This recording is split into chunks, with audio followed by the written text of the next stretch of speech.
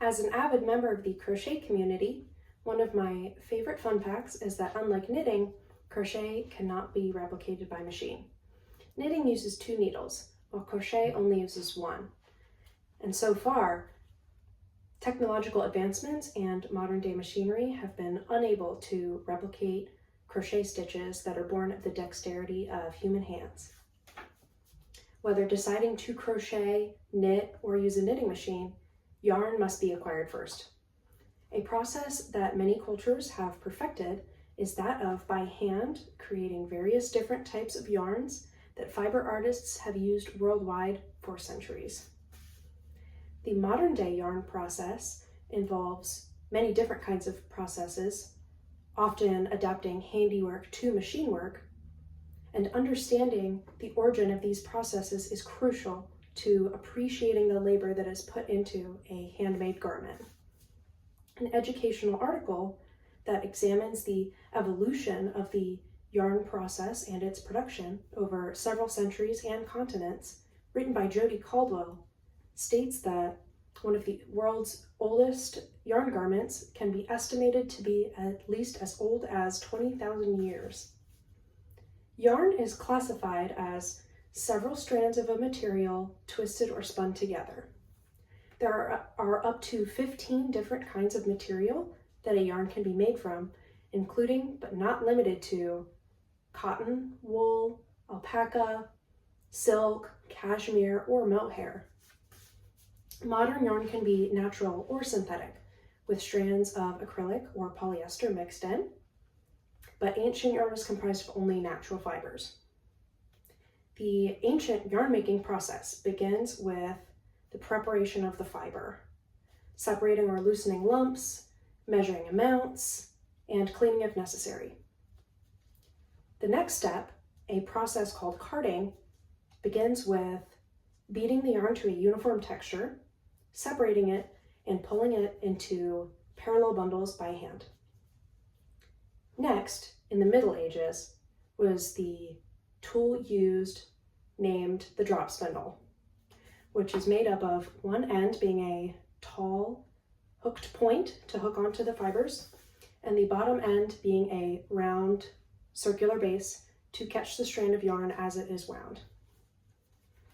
The drop spindle was held in one hand, with the fibers held in the other hand, and the spinning pendulum-like motion of the drop spindle wound the fibers into a strand and around the circular base.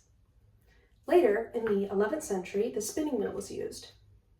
Sharon Kupfer, the author of an article showcasing the local textile history and legendary spinning families of Ohio through the Ohio Memory History Program, describes the spinning wheel as a device with a hand crank or a foot pedal that, when pressed, spins a wheel that will spin the fibers into a strand of yarn and wind itself around a bobbin to create a skein or ball of yarn. The foot pedal was a later addition, which allowed for an individual spinning yarn to spin yarn while sitting. Another fun fact is that this sitting yarn spinner was also known as a spinster, which nowadays is a term used to describe an older, unmarried woman very dedicated to her hobbies. The spinning wheel is also commonly recognized as what Sleeping Beauty pricked her finger on. The yarn making process is such a staple in handmade, knitted, and crocheted garments that it has been woven into myths and storytelling. Yarn is spun, collected, and then can be dyed or used as is. Yarn can be used again to knit, crochet, or can be made into fabric or used to sew. The modern day yarn making process includes rolling machines and rotors that emphasize high-speed production and the reduction of intensity of hand labor, a component that is still very necessary to the process.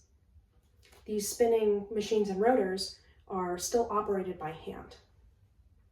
The history of yarn is as dense as its fibers, and the ever-growing textile industry continues to sustain itself in our modern culture.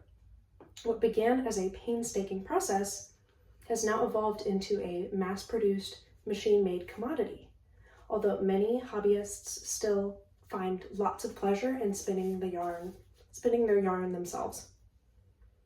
It is quite a unique feeling wearing something that you have either knit or crocheted yourself or made with yarn that you have spun or dyed yourself. I myself really enjoy crochet, albeit buying yarn from stores instead of making it myself.